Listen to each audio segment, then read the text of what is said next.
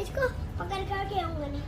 आता तो ये हमारा मिट्ठू है, हम इसको मिट्ठू को लाए हैं। ये मिट्ठू मिट्ठू बोलता है। इसकी चोंच लाल है और इसके पर भी हल्के से लाल है और ये ग्रीन है मिट्ठू और इसकी आँखें है, इसकी आँखें काली है और ये बहुत अच्छा मिट्ठू है, चल चल कर आता है।